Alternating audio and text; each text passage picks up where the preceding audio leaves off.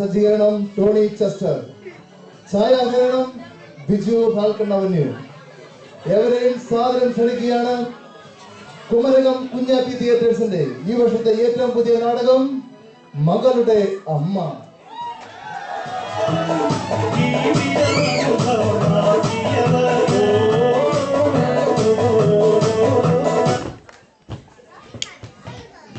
നാടകം തുടങ്ങുകയാണ്. അതിനുമുമ്പ് ഒരു വാക്ക്, എല്ലാവരും നിശബ്ദരായിട്ടിരിക്കുക. അടുത്തൊരു ബെല്ലോടുകൂടി നാടകം ആരംഭിക്കുകയാണ്.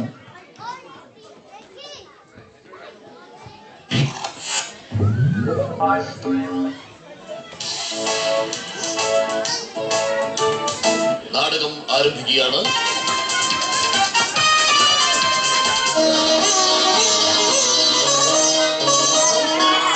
ഇന്നത്തെ ദിവസത്തിന്റെ പ്രത്യേകത എന്തെന്ന് അറിയോ നിങ്ങൾക്ക്? അറിയാമടി, ആഴ്ചപ്പിരിവുകാരും മാസപ്പിരിവുകാരും സമയം തെറ്റാതെ വരുന്ന ആദ്യത്തെ വെള്ളിയാഴ്ച. ഈശ്വര, മാസപ്പിരിവുകാരെ എങ്ങനെയും പറഞ്ഞു നിർത്താം. പക്ഷെ മലയാളം അറിയാത്ത അണ്ണാച്ചിമാരെ ഞാൻ എങ്ങനെ പറഞ്ഞു മനസ്സിലാക്കും ഭഗവാനെ? എന്തായാലും അവൻ ഇങ്ങോട്ട് വരുന്നതിന് മുമ്പ് ഞാൻ അങ്ങോട്ട് വിളിച്ച് കാര്യം പറയാം. കിട്ടുന്നില്ലല്ലോ ഈശ്വര, എന്റെ ഔട്ട് ഗോയിങ്ങും കട്ടായെന്ന് തോന്നുന്നു. 10-20 വർഷമായില്ലേ? ഇനിയിപ്പോ പഴയതുപോലെ ഇൻകമിങ് ഔട്ട് ഗോയിങ് കിട്ടുമെന്ന് തോന്നുന്നില്ല. ഇന്നത്തെ ദിവസത്തിന്റെ പ്രത്യേകത എന്തെന്ന് അറിയാം നിങ്ങൾക്ക്? എന്താ അത്? ഇന്ന് നമ്മുടെ വിവാഹ വാർഷികമാണ്. ദുരന്തങ്ങൾ ഓരോന്നായിട്ട് ഞാൻ മറക്കാൻ ശ്രമിക്കുമ്പോ നീയായിട്ട് എന്നെ അത് ഓർമ്മിപ്പിക്കരുത്. നോക്ക്, നമ്മൾ കല്യാണം കഴിഞ്ഞിട്ട് ഇന്ന് 20 വർഷം തികയുന്നു. അതുകൊണ്ട് തന്നെ ഇവിടെ നമ്മൾ ലാളിച്ചു വളർത്തിയിരുന്ന കോഴിയുണ്ടല്ലോ, അതിന് ഞാനങ്ങ് കണ്ടിച്ചു. 20 വർഷങ്ങൾക്ക് മുമ്പ് എനിക്ക് പറ്റിയൊരു കൈബദ്ധം. അതിനാ പാവം കോഴി എന്ത് പഠിച്ചില്ല. പത്രത്തിൽ എന്തെല്ലാമാ വാർത്തകൾ. നിയമസഭ വളയുന്നു. ശരിയായ രീതിയിൽ സിമന്റ് മണലും ചേർത്ത് കാണില്ല, അല്ലെങ്കിൽ ഇത്രയും വലിയ കെട്ടിടം വളയുമോ? എനിക്കിന്ന് പള്ളി വരെ ഒന്ന് പോകണം. പിന്നെ ഇന്ന് ഞാൻ പള്ളിയിൽ പോകുമ്പോ നീയും എന്റെ കൂടെ വരണം. അതെന്താ ഒരിക്കലും ഇല്ലാത്ത പോലെ ഞാനെന്ന് പള്ളിയിൽ വരണമെന്ന് വലിയ നിർബന്ധം? കഴിഞ്ഞ ആഴ്ച പള്ളിയിൽ ചെന്നപ്പോ അച്ഛൻ പ്രത്യേകം എന്നോട് പറഞ്ഞു, എന്ത് അടുത്ത ആഴ്ച വരുമ്പോ ഒരു കുരിശു കൂടി കൊണ്ടുവരണമെന്ന്.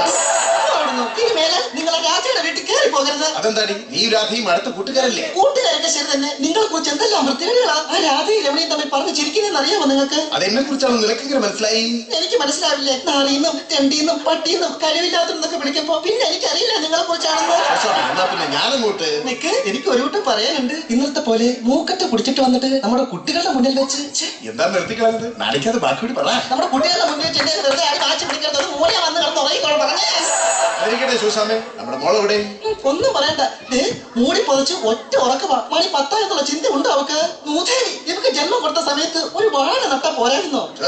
രാത്രി 12 മണിക്ക് ആരും മഴ വെക്കാറില്ല. ഈ വാതിൽ അടച്ചേക്ക്.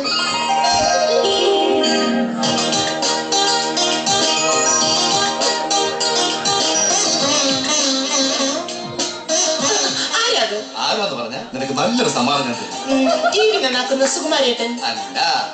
എന്നാ പിന്നെ തേങ്ങ വെട്ടം വരുന്ന രായപ്പേന, എന്നാ പിന്നെ കറക്കം വരുന്ന അണ്ണാച്ചി, പിന്നെ ആരാന്ന് പറയും. നോക്ക്, രവീട്ടൻ എന്താ രവീട്ട താമസിച്ചത്? ഇന്ന് ഞങ്ങളുടെ കോളേജിലെ വാർഷികമായിരുന്നു. മത്സരത്തിൽ ഞാനും പങ്കെടുത്തു. ഹനുമാന്റെ വേഷം കിട്ടിയതിന് എനിക്ക് സെക്കൻഡ് പ്രൈസ് ഉണ്ട്. വേഷം കിട്ടാതെ കയറിയിരുന്നെങ്കിൽ രവിയേട്ടന് ഫസ്റ്റ് പ്രൈസ് കിട്ടുമായിരുന്നു. നിനക്ക് സുഖമാണോ? എനിക്ക് സുഖമാണ്. രവിയേട്ടന് സുഖാണോ? എനിക്ക് സുഖമാണോളെ. ഞാനിപ്പ വന്നേ ഉള്ളൂ. ഇവിടെ കാണാൻ ഈ വീട്ടിൽ വന്നു പോകരുത്.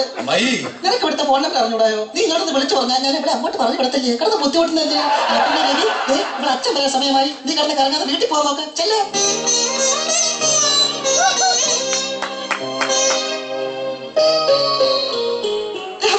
നിന്റെ അമ്മ വളരെ കഷ്ടപ്പെട്ട് ബുദ്ധിമുട്ടിയ ഈ കുടുംബത്തിന് നല്ലൊരു ചീത്ത പേരുണ്ടാക്കി വെച്ചത്. നീ അറിയരുത്. കേറിപ്പോടിയകത്ത്.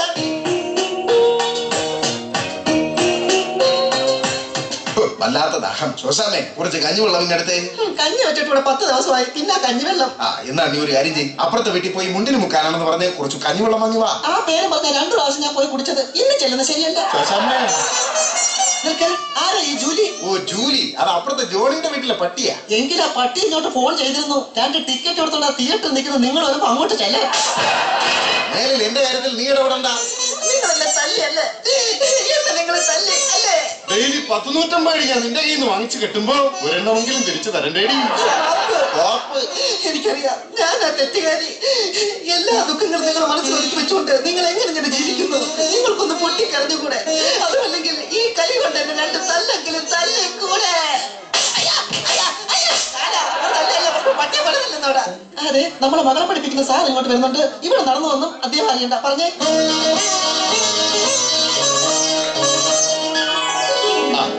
നമസ്കാരം. ഇതെന്താ സാറ് പതിവില്ലാതെ നേരത്തെ പഠിപ്പിക്കാൻ എത്തിയത്? അടുത്ത മാസം എക്സാം തുടങ്ങിയല്ലേ, അതുകൊണ്ട് ധാരാളം പഠിപ്പിക്കാനുണ്ട്. രാധിക എവിടെ? മോളെ, നിന്നെ പഠിപ്പിക്കുന്ന സാർ വന്ന് നിൽക്കുന്നു.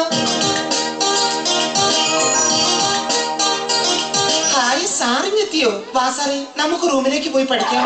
പിന്നെ നിങ്ങളോട് എനിക്കൊരു കാര്യം പറയാനുണ്ട്. എന്താ സാർ? ഞാൻ അകത്ത് പഠിപ്പിച്ചുകൊണ്ടിരിക്കുമ്പോൾ പുറത്തു നിന്ന് ഒച്ചയും ബഹളമൊന്നും പാടില്ല. അത് കുട്ടിയുടെ പഠിത്തത്തെ സാരമായി ബാധിക്കും. മനസ്സിലായല്ലോ? മനസ്സിലായി സാർ.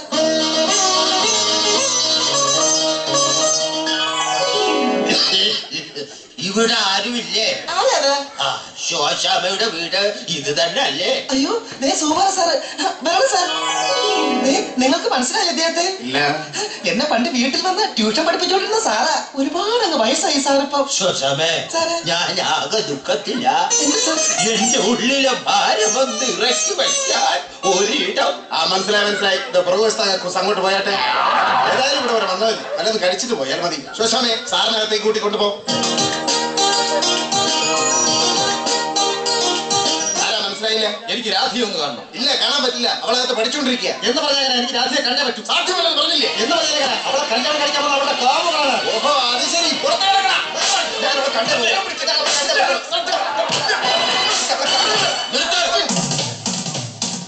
എന്താ ഇവിടെ ബഹളം? മാന്യമായിട്ട് പഠിപ്പിക്കാൻ സമ്മതിക്കില്ലേ? അയ്യോ സാറേ, എന്റെ ചുരിദാറങ്ങ് തന്നാൽ സാറിന്റെ ജുബ്ബിയങ്ങ് തരാം.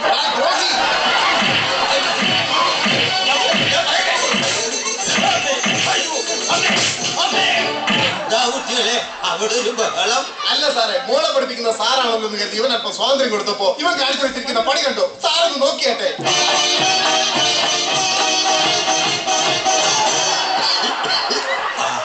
ഇതാണോ കാര്യം?